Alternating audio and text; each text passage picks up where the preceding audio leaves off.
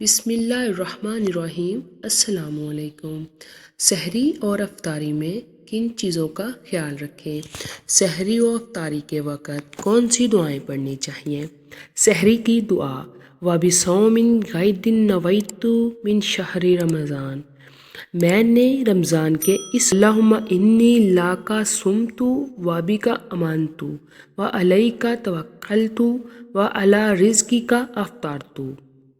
اے میرے اللہ، میں نے روزہ رکھا اور ایمان لایا تجھ پر اور بھروسہ کیا تجھ پر اور افطار کیا تیرے رزق پر۔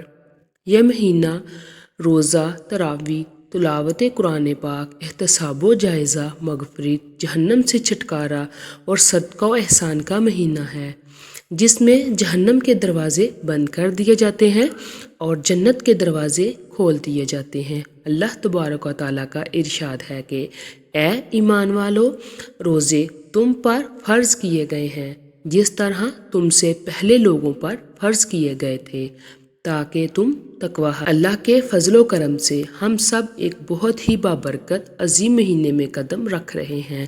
نماز، روزہ، زکوٰۃ، حج وغیرہ جیسی عبادات میں نیت فرض ہے، لیکن الفاظ فرض نہیں۔ البتہ آج کل ذہن منتشر ہوتے ہیں، لہٰذا ایک تو زبان سے کہہ لینے سے دل کا ارادہ و قصد ظاہر ہو جائے گا، دوسرا زبان سے بولا جانے والا ہر لفظ نیکیوں میں لکھا جائے گا، کیونکہ رضائے الہی کی خاطر کیا جانے والا کام جو فی نفسہ خلاف شریعت نہ ہو تو اسلام اس کو قبول کرتا ہے۔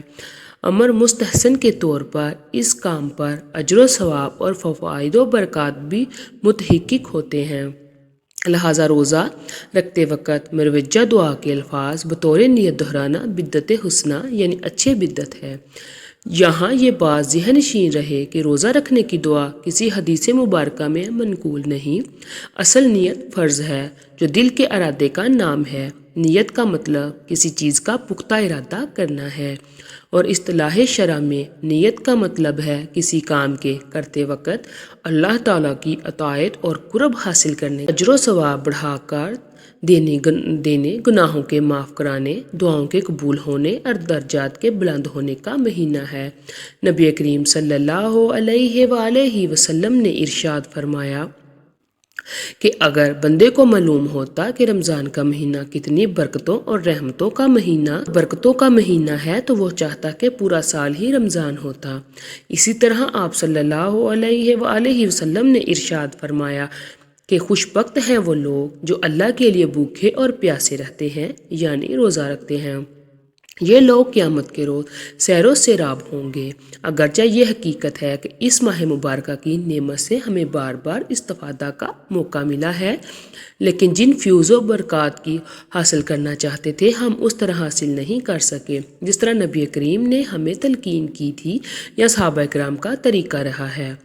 رحمتوں اور برکتوں کے مہینے ماہ رمضان کی آمد پر پوری دنیا میں اس کے استقبال کی تیاریاں تیز ہو گئی ہیں۔ تمام مسلمانوں نے ماہ رمضان کے استقبال کی تیاریاں شروع کر دی ہیں۔ ماہ رمضان کے موقع پر سحر و افطار کے اوقات اور دعاؤں کا اہتمام بے حد خاص ہوتا ہے۔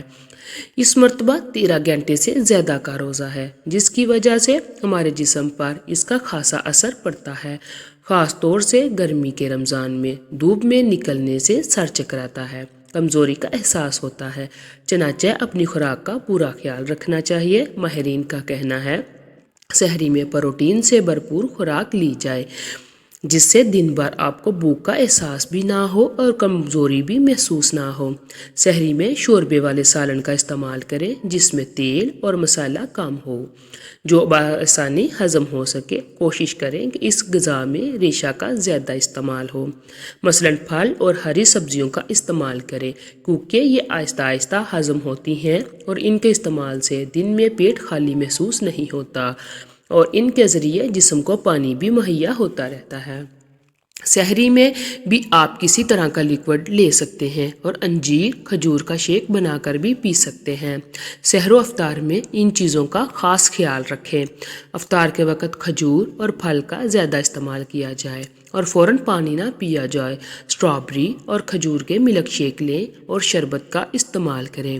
ضروری ہے کہ سحری اور افطار دونوں وقت احتیاط سے کھائیں۔ خوراک کی زیادہ مقدار استعمال نہ کی جائے۔ سحری میں وقت سے قبل بیدار ہوں تاکہ وقت کم ہونے کی وجہ سے بے صبری اور جلدی میں نہ کھانا پڑے۔ سحری میں بھی ایک کے اوپر ایک چیز بالکل نہیں کھانی چاہیے۔ گرمی کے موسم میں جسم کو پانی کی ضرورت رہتی ہے، اس لیے پانی بھی پوری مقدار میں پئیں، لیکن ایک ساتھ 1-2 لیٹر کی بجائے تھوڑا تھوڑا کر کے پئیں۔ ماہرین غذائیت افطار کے وقت بھی خود پر کنٹرول رکھنے کا مشورہ دیتے ہیں۔ افطار میں کولڈ ڈرنکس، جنک فوڈ اور کیفین پر مشتمل خوراک مثلاً چائے یا کافی کا استعمال نہ کریں، کیونکہ اس سے پیاس بڑھ جاتی ہے اور مسائل پیدا ہوتے ہیں جن سے مختلف بیماریاں جنم لیتی ہیں۔ اللہ پاک سب مسلمانوں کو رمضان کے روزے رکھنے کی توفیق عطا فرمائے۔